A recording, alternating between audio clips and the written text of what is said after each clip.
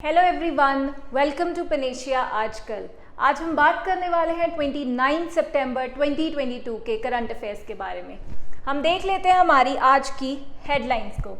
Venkataramani appointed next attorney general, centre extend free ration under prime minister गरीब कल्याण अन्न योजना for 3 months, world heart day celebrated on 29 September, arming Armenia, India to export missiles, rockets and ammunition.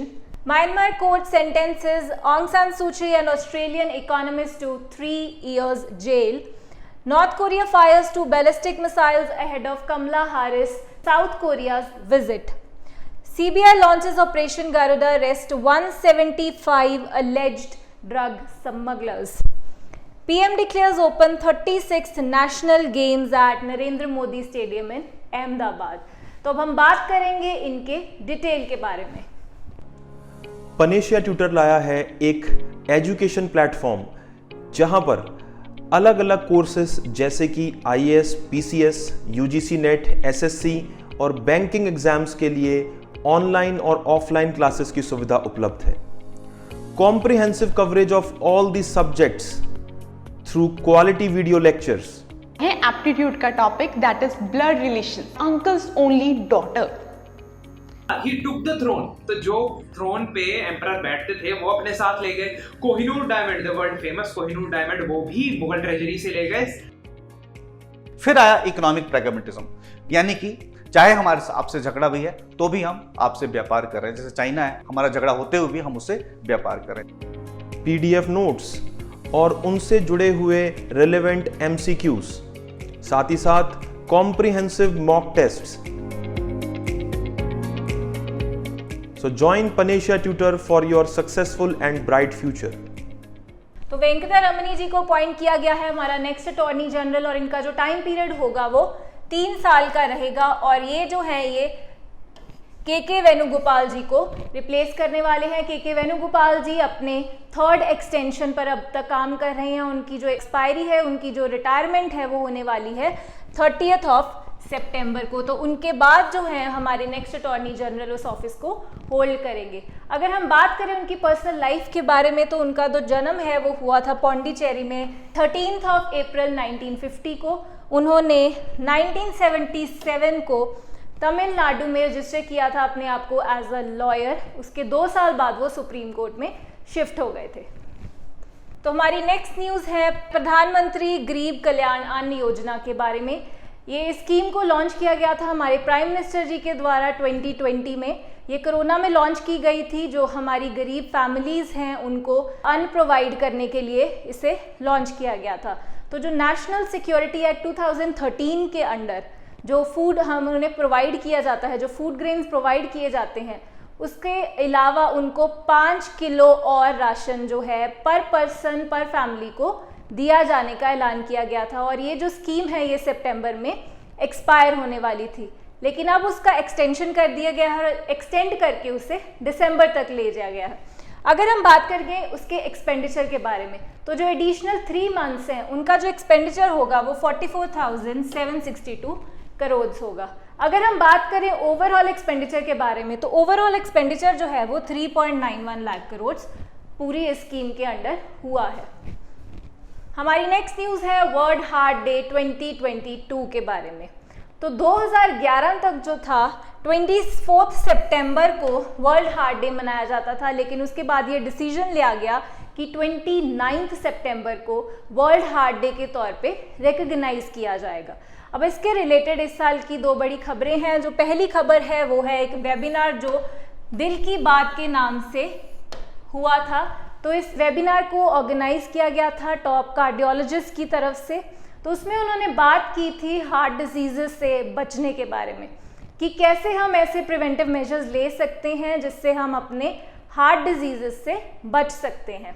तो दूसरी बात है वो है इस साल की थीम के बारे में, और इस साल जो थीम थी उसका नाम है use heart for every heart.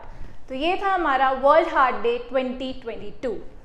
हमारी नेक्स्ट न्यूज़ है आर्मिंग आर्मेनिया। इंडिया जो है वो एक्सपोर्ट कर रहा है अपने डिफेंस एम्यूनिशन को। तो आर्मेनिया जो है उसकी नेबरिंग कंट्री जो है अजरबैजान, उन दोनों में बाउंड्री डिस्प्यूट चल रहा है। तो इस बाउंड्री डिस्प्यूट के दौरान कुछ 2000 करोड़ एस्टिमेट लगाया गया है। तो 2000 करोड़ के जो एमिनिशंस हैं वो इंडिया प्रोवाइड करने वाला है आर्मेनिया को। तो जो मेजर इसमें नाम आता है वो आता है Pinaka multi barrel rocket launchers का। ये पहली बार ये जो रॉकेट लॉन्चर्स हैं ये हमारे इंडिया से एक्सपोर्ट होने वाले हैं और ये इंडिया जो है ये आर्मेनिया को इसे एक्सपोर्ट करने वाला है। Myanmar court sentences Suu Kyi an Australian economist to 3 years in jail। तो जो ऑस्ट्रेलियन इकोनॉमिस्ट है उनका नाम है सेन टर्नल और ये जो थे ये एडवाइज़र थे फॉर्मर जो हमारी प्राइम मिनिस्टर हैं म्यांमार की। तो जो हमारी प्राइम मिनिस्टर है म्यांमार की उनको ऑलरेडी 20 साल की जेल हो चुकी है काफ़ी अलग अलग केसेस में, लेकिन रिसेंटली जो उन पर चार्ज लगा है वो उन पर लगा है violating the official secrets act के रिलेटेड। इन 2 जानों के अलावा उनकी कैबिनेट के 3 और जो बड़े ऑफिशियल्स हैं उनको भी जेल में 3 साल की कैद सुनाई गई है। तो अगर हम बात करें कि उनसे पहले पिछले साल की अगर हम बात करें तो 2021 फरवरी में जो था वो डेमोक्रेसी जो इनकी सरकार थी उसको गिरा दिया गया था और वहाँ पर मिलिट्री रूल जो था वो शुरू हो गया था। तो उसके बाद जो थे वो सारे डेमोक्रेटिक लीडर्स ऑलमोस्ट उनको जेल में डाल दिया गया था। नेक्स्ट हम बात करने वाले हैं North Korea fires 2 ballistic missiles. जो हमारी यूएसए की वाइस प्रेसिडेंट हैं कमला हैरिस जी, उन्होंने प्लान किया है साउथ कोरिया का विजिट। तो उस विजिट से 2 दिन पहले, उस विजिट से कुछ दिन पहले जो है नॉर्थ कोरिया ने 2 शॉर्ट बैलिस्टिक मिसाइल्स जो हैं वो फायर कर दी हैं और उन्होंने फायर की हैं ईस्ट सी में और उन्होंने फायर की हैं प्योंगयांग से जो उनकी कैपिटल है।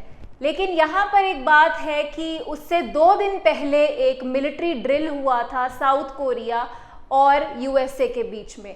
तो उसके 2 दिन बाद, ठीक 2 दिन बाद नॉर्थ कोरिया ने भी एक जो मिसाइल्स हैं वो शॉट की हैं। तो उन्होंने जो मिलिट्री ड्रिल हुआ था वो हुआ था साउथ कोरियाज ईस्ट कोस्ट में। तो जो साउथ कोरिया ऑफिशियल्स हैं और जो यूएस ऑफिशियल्स हैं वो इस मिसाइल के जो टेस्टिंग के बारे में ऑलरेडी वार्निंग्स दे रहे थे, लेकिन अब जो है वो कमला हैरिस साउथ कोरिया को विजिट करने वाली हैं। नेक्स्ट हम बात करते हैं एक ऑपरेशन जो लॉन्च किया गया है सीबीआई की तरफ से। ये जो ऑपरेशन है, जैसे हमें पता है कि हमारे देश में जो ड्रग पेडलिंग है वो बहुत बढ़ रही है, तो जो उनके इंटरनेशनल अलायंसेज हैं ड्रग पेडलर्स के, उसको हंट करने के लिए ये जो ऑपरेशन है वो लॉन्च किया जा रहा है। इस ऑपरेशन में अब तक 175 लोगों को अरेस्ट कर लिया गया है और अगर हम बात करें 8 डिफरेंट स्टेट्स और यूनियन टेरिटरीज की जो पुलिस है वो भी सीबीआई के साथ उनका साथ दे रही है इस मिशन में। पंजाब, हिमाचल प्रदेश, गुजरात, महाराष्ट्र, तमिलनाडु, दिल्ली एंड मणिपुर। तो इंटरनेशनल जो लिंकेजेस हैं उनसे रिलेटेड जो ड्रग पेडलिंग होती है वो इनका अब मेन फोकस रहेगा। नेक्स्ट हमारे पास है PM declares open 36 national games eight Narendra Modi stadium. तो 3 महीने पहले गुजरात सरकार ने बात की थी हमारी नेशनल ओलंपिक एसोसिएशन से और उन्होंने उन्हें बोला था कि वो इस साल के जो नेशनल ओपन गेम्स हैं उनको ऑर्गेनाइज कराएं। तो 6 सिटीज़ को चूज़ किया गया था, अहमदाबाद, सूरत, वडोदरा, राजकोट, भावनगर एंड गांधीनगर, और यहाँ पर जो है वो ऑर्गेनाइज कराए जाएंगे। तो अहमदाबाद में उसकी शुरुआत हो चुकी है और वहाँ पर जो फेमस स्पोर्ट्स पर्सनालिटी, हमारी इंडियन स्पोर्ट्स पर्सनालिटी जिन्होंने उस इवेंट को अटेंड किया था वो यहाँ पर है नीरज चोपड़ा, गगन नारंग, पीवी सिंधु, मीराबाई चानू एंड अंजू बॉबी। तो प्राइम मिनिस्टर जी ने ये बताया है कि पिछले 8 साल में जो हमारा स्पोर्ट्स का बजट है वो 70% बढ़ा दिया गया है। Thank you so much for watching everyone. मिलते हैं हम अपने अगले सेशन में।